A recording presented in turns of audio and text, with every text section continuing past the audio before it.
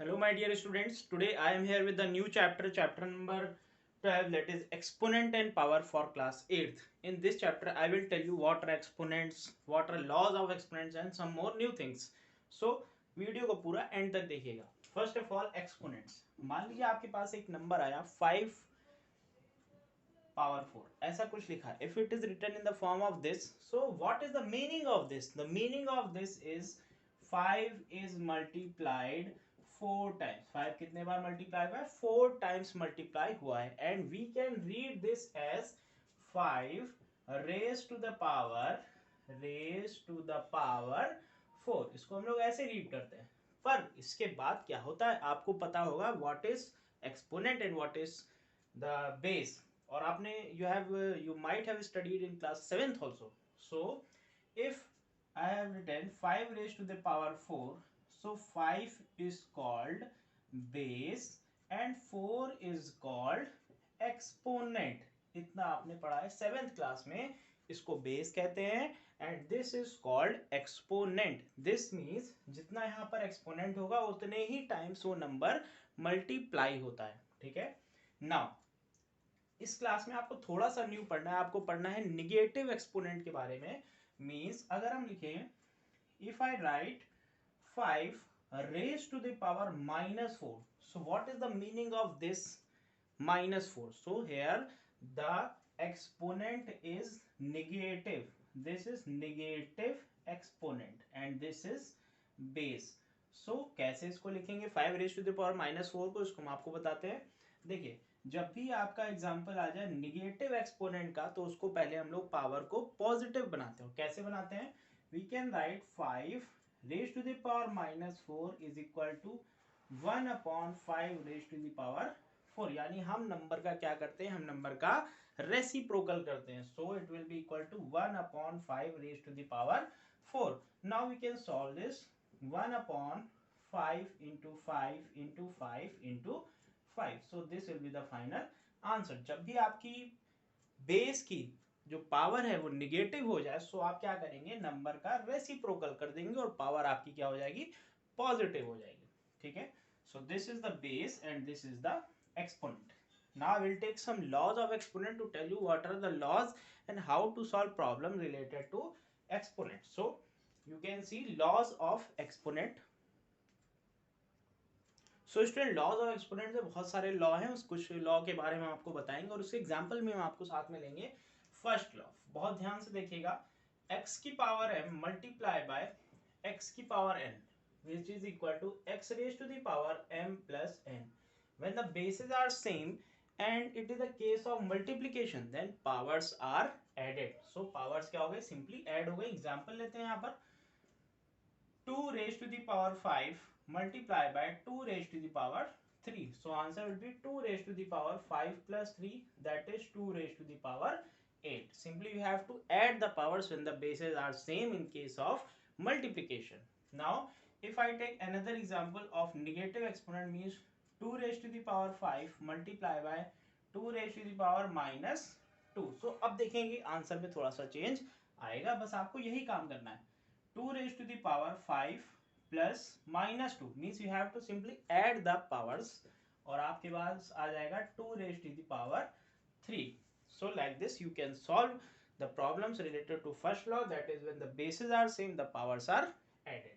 Next second law is when the bases are same and the case it is a case of division then the powers are subtracted. Simply आपको क्या करना है? powers को subtract करना है. Example I will take here 5 की power 3 divided by 5 raised to the power 2 which is equal to 5 raised to the power 3 minus 2, that is 5 raised to the power 1 which is equal to 5.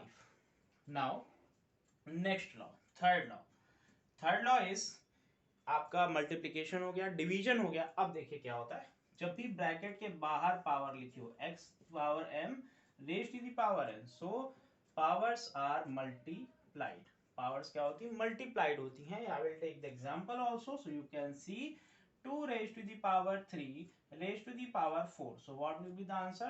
3 4s are 12. So 2 raised to the power 12 is the answer. Now next law. So students till now you have seen that the bases were same. Now अब जो law आएंगे उसमें bases same नहीं होंगे. सो x to the power m multiply by y to the power m. So in this case the bases are not same but the powers are same. You can see that x raised to the power m and y raised to the power m. So the answer will be xy raised to the power m. जब भी आपके basis same नहीं होंगे और power same होंगी तो simply आपको basis का मल्टीप्लिकेशन करना है जब मल्टीप्लिकेशन का केस होगा. ठीक. नेक्स्ट, जब आपका डिवीजन का केस होगा means x raised to the power m divided by y raised to the power m, simply you will write as x upon y raised to the power m. This will be your answer. Next is the law of negative exponent. So I have told you about when the power is negative then simply you have to take the reciprocal of the number. So क्या करते हैं इसमें, देखिए x की power minus m will be equal to 1 upon x की power m. Example like 3 raised to the power minus 3 is equal to 1 upon 3 raised to the power 3. देखिए यहाँ पर x जो पावर थी वो निगेटिव थी, उसको पॉजिटिव करने के लिए आपने नंबर का रेसिप्रोकल कर दिया सिंपली. ठीक है. नेक्स्ट होता है 7th. If power of any variable is 0, किसी वेरिएबल की पावर अगर 0 होगी तो उसका आंसर क्या होता है, उसका आंसर होता है 1. सो x की power 0 is equal to 1. So these are the basic laws that you have to recall and some laws you have studied in previous class also. So अब देखते हैं इसके बारे में कुछ question, that is standard form. So now the next topic is a standard form. What is a standard form? देखिए standard form में क्या होता है, number is expressed as the product of number between 1 and 10 and the and integral powers of 10. So number को हम लोग represent करते हैं पावर के फॉर्म में, और जो नंबर होना चाहिए 1 और 10 के बीच में होना चाहिए, उससे ज्यादा नहीं होना चाहिए और उसमें पावर होनी चाहिए. छोटा सा एग्जांपल लेके आपको बताएंगे सो आपको क्लियर हो जाएगा व्हाट इज स्टैंडर्ड फॉर्म.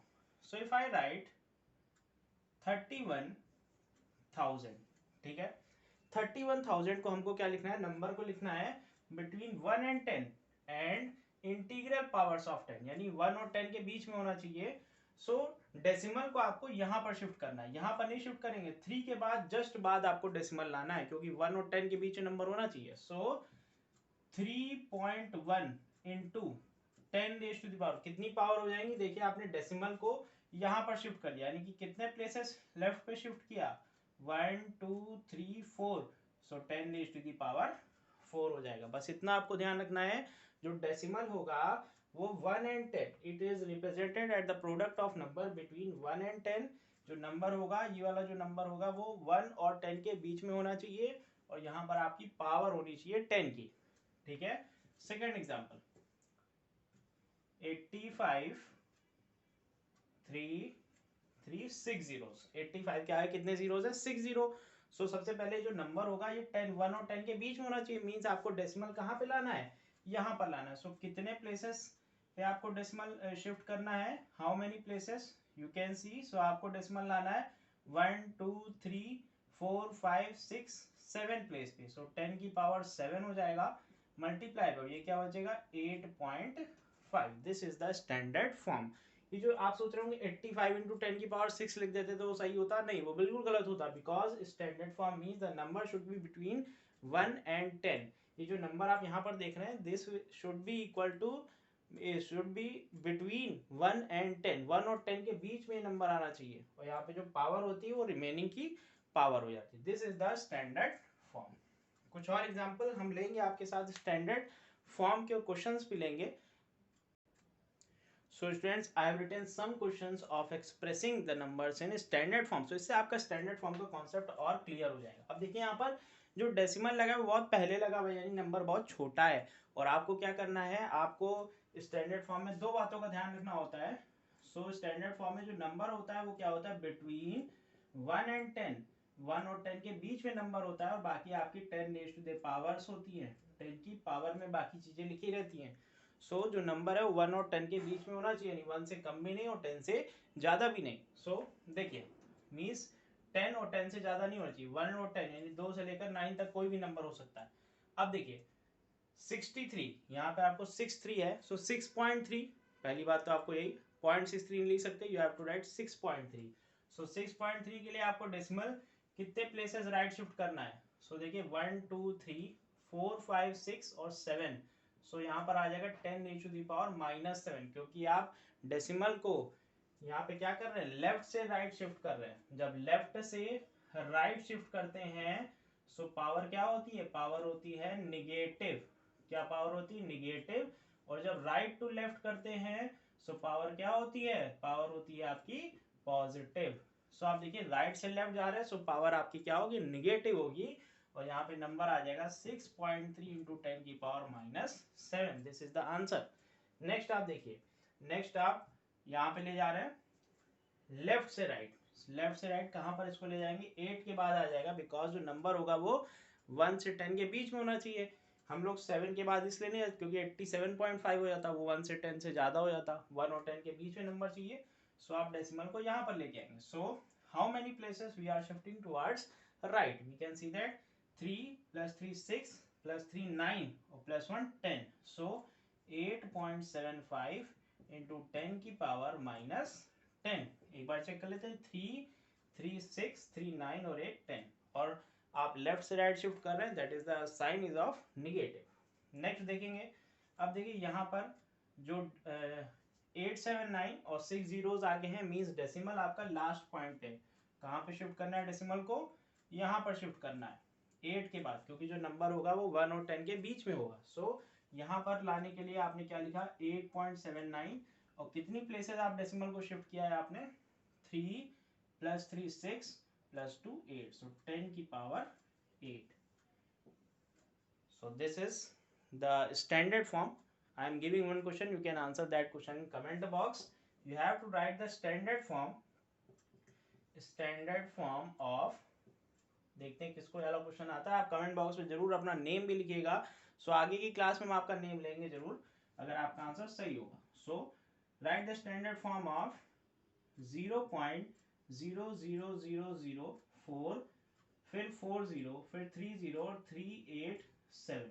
ठीक है, 40 फिर 30 फिर 387। आपको इसका लिखना है standard form. Answer in comment box, answer in comment box. Okay student, thank you and stay connected for recent updates. Next video में हम आपको एक्सरसाइज के प्रॉब्लम्स के बारे में बताएंगे। ओके।